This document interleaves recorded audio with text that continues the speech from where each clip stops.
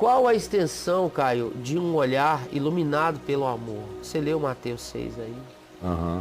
Né? Os olhos são a lâmpada do corpo, né? Qual a extensão de um olhar iluminado pelo amor, Caio? Eu creio que, de certa forma, eu respondi essa pergunta enquanto eu estava falando. Sim. Mas, por exemplo, eu usei a ilustração da mistura da dimensão de natureza quântica com a nanopartícula de DNA e ver o que influía no que. O resultado é que o DNA absorve o elemento de natureza quântica, que sozinho é totalmente disforme e anda e faz movimentos não padronizados jamais, mas que ele se coloca em serviço, em favor daquela sequência de vida do DNA. E eu acho essa uma ilustração extraordinária de como a luz cura, não é? Cada vez mais a gente é curado por luz. Os raios que nos curam tem a ver com emissão de luz, de partículas e vibrações de luz em intensidades diferentes, vão realizando benefícios para a gente, para os nossos corpos, de fora para dentro. Agora, o extraordinário é que isso parece ser possível de dentro para fora, não é? Segundo o que Jesus ensina, existe uma usina de uma natureza espiritual de luz em mim, potencialmente ela existe, que pode ser geradora dos elementos que me curam a vida.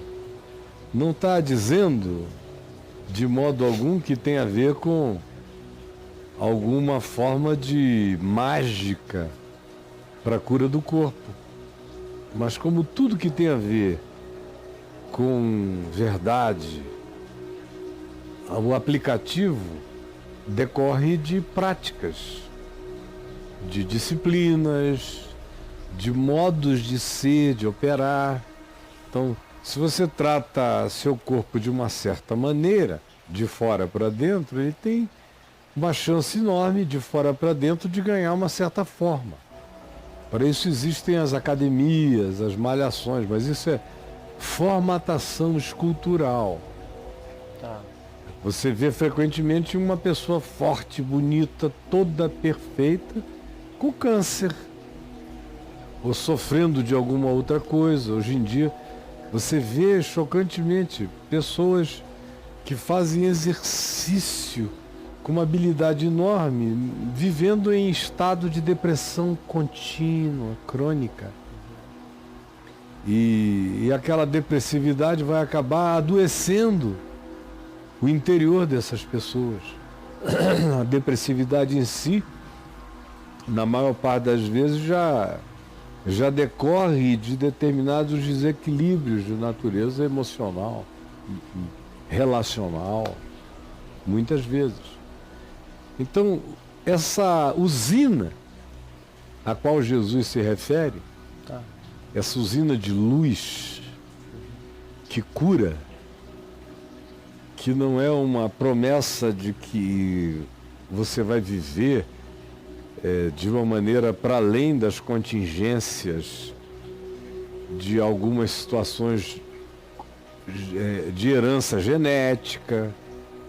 Tem situações que simplesmente têm a ver com nossa constituição mais básica. No entanto, a operação dessa usina espiritual, mental, emocional, de fé, esse dunamis de fé, que é um dunamis de esperança, é um dunamis, é um dínamo de amor, que vai gerando essa luz de amor,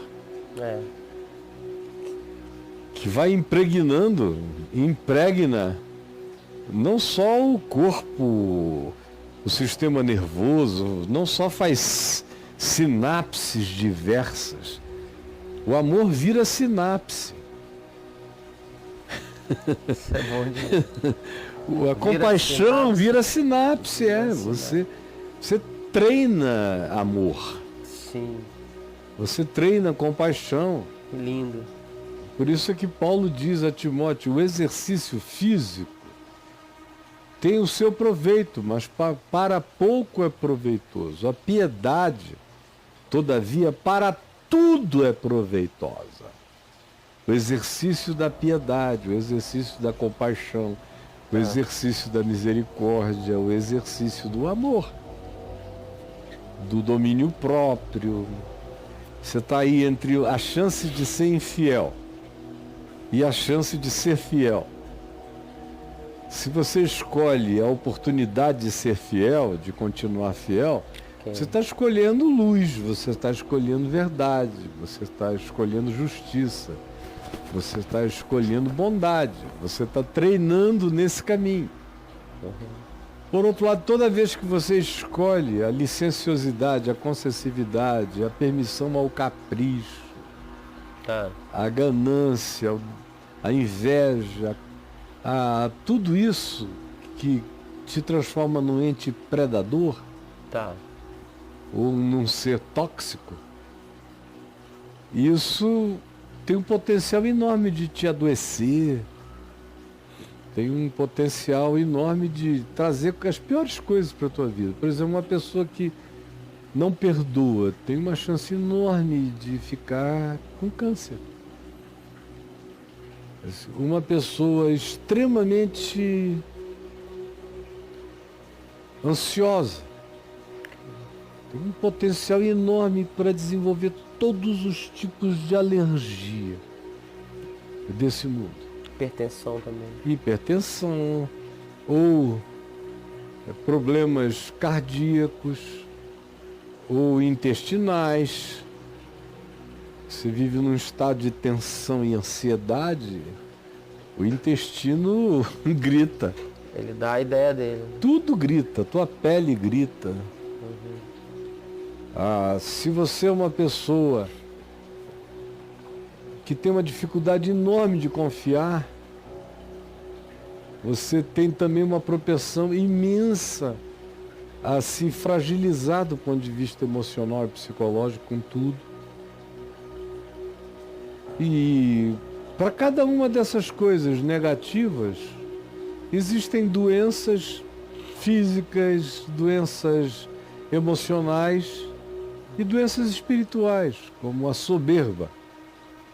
A soberba é a pior de todas as formas de doença espiritual, é a soberba. A vaidade tem a ver com a dimensão psíquica e tem a ver com a transferência de energia para a desimportância, ao invés da convergência da sua energia psíquica para o que faz sentido, para o que é verdadeira alegria. A vaidade celebra a aparência, já a consciência espiritual celebra significados. É totalmente diferente. É outra praia. É outra. É lindo.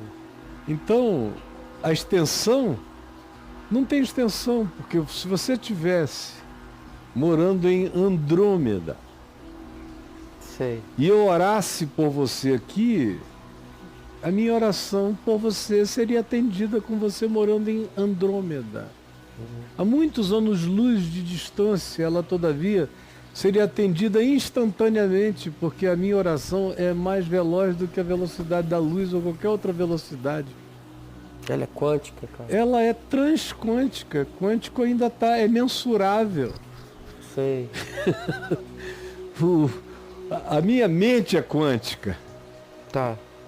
Eu creio nisso há muitos anos. Eu escrevi, inclusive, sobre isso várias vezes, há 30 anos atrás, 25 anos atrás. No meu livro Nefilim, eu digo isso, a mente humana é um aparelho quântico. Meu cérebro é totalmente quântico. Agora, o meu espírito está para além do quântico. O quântico não serve exatamente para ilustrar a metáfora absoluta do que acontece na dimensão espiritual, porque o quântico está dentro da mensurabilidade e a dimensão espiritual está para além da mensurabilidade. Por isso, eu não estou preso nem à velocidade da luz. Quando Jesus diz, orem em meu nome, para que vocês fiquem alegres, porque vocês não ficaram alegres ainda com a experiência de orar em meu nome. Vocês não conhecem essa alegria de pedir e receberem. Para além do espaço, do tempo, de qualquer outra coisa. Sim, cara. Então não tem limite. O amor não conhece fronteiras, nem físicas, nem psíquicas, nem espirituais. Agora, tem gente ali que pensa que o que eu estou falando aqui é uma coisa abstrata. Eu não estou falando disso. Se torna concreto. Olha, viver como eu vivi uma vida contra-animal. Foi o que eu fiz. Eu vivi uma existência contra-natural. Desde muito cedo.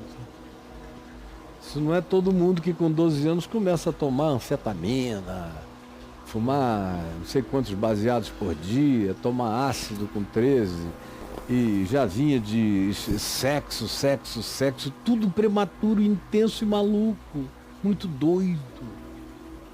Quase morri não sei quantas vezes antes dos 18 anos. Totalmente inconsequente.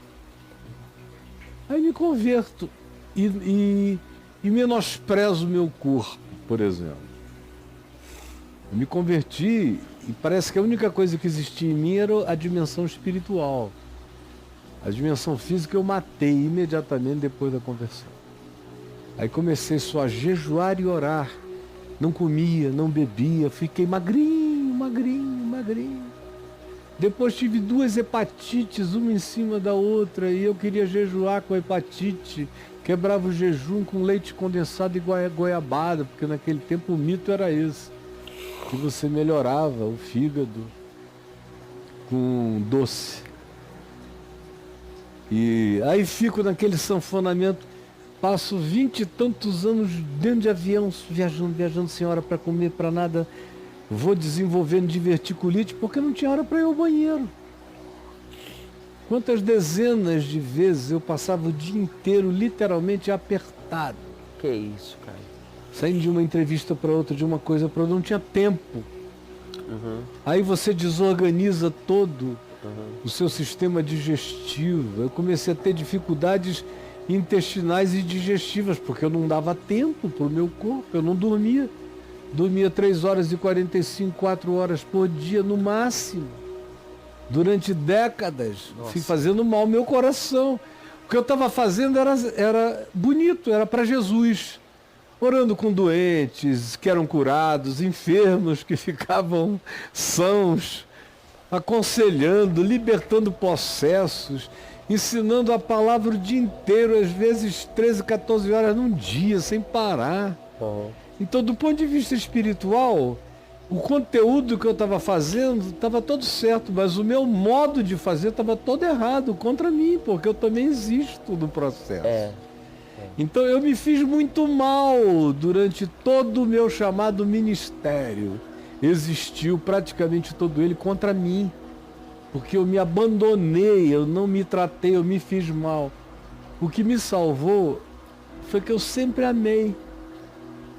Sempre fui cheio, eu já falei, eu não conheço a experiência de não perdoar, de ficar com aquela mágoa acumulada, ou a experiência da antipatia gratuita, não gosto porque não gosto, e trata mal a pessoa, ou ignora, ou não vê. Eu não sei o que é isso, graças a Deus. Porque do contrário, vivendo como eu vivia, se não fosse com os sentimentos que, pela graça de Deus, só cresceram em mim e continuam crescendo, todos os dias eu teria ido, conforme os meus médicos me disseram tantas vezes, há muitos anos. Então, se eu cheguei até aqui, foi pelo amor. Uhum. Agora, eu cada vez estou mais consciente de mim. Cada vez eu não só existo para fazer bem ao outro, mas eu também existo para fazer bem a mim. E aos que comigo estão. Uhum. Pode ser já uma consciência tardia? Não, eu acho que com todos os equívocos do tratamento físico que eu dei a mim mesmo, o que aconteceu espiritualmente foi tão sublime que eu não trocaria. Como Paulo, por exemplo. Paulo viveu contra ele mesmo a vida inteira, do ponto de vista físico. Primeiro ele viveu contra ele mesmo porque ele odiou muito antes de se converter. Ele respirava ódio. É o que diz, imagina. Se esse cara não tivesse se convertido, ele ia morrer de raiva. Raiva mata. É, eu tô ligado. O texto de Atos 9 diz, respirava ameaça. Era como um bicho resfolegante, um predador querendo comer gente. É a descrição de Paulo. Sim. Aí ele se converte, fica apaixonado, aí pronto. Ele começa a se tratar sem consideração extrema. Ninguém pode dizer que Paulo foi um indivíduo equilibrado, que ele conseguiu, até antes de morrer, botar a equação de corpo, alma e espírito em alinhamento. Tem esse equilíbrio que você está citando. Ele alinhou mente e coração, mas o corpo dele padeceu e padeceu. Uhum. Porque ele se entregou a uma tarefa praticamente inumana. Atravessou quase que do Egito, do Negueb a Roma, a pé, e percorreu toda a Ásia Menor, toda a Turquia, que é enorme, a pé, várias vezes. Várias vezes. O que dá aqui? Brasília o quê? Ah, meu amigo, a Turquia é enorme. A Turquia... Você tem que somar alguns estados brasileiros para dar uma Turquia. São Paulo, Minas, Rio de Janeiro, Vitória, provavelmente. Eu não fiz essa conta. Sei. Mas eu conheço bem a Mas Turquia. ele andou bacana, né? A pé ou em lombo de animal, imagina. O desgaste físico, orgânico. É. Ele fala de 3 naufrágios antes de a gente saber do 4º. Imagina a dificuldade, as doenças, aquelas águas contaminadas de estrada, a conjuntivite crônica, as diarreias, as intercorrências alimentares que eram o tempo todo. A insalubridade, né? E ele também fala, não só de jejuns, ele fala de fome. Fome. Desequilibra tudo, não é uma semana no largados e pelados, nem em 40 dias. Não é. Uma existência inteira. 45 anos. De uma vida daquele tipo. Você vai crescendo espiritualmente, vai virando um gigante, ou psicologicamente se tomando de uma força enorme, mas o teu corpo se fragiliza.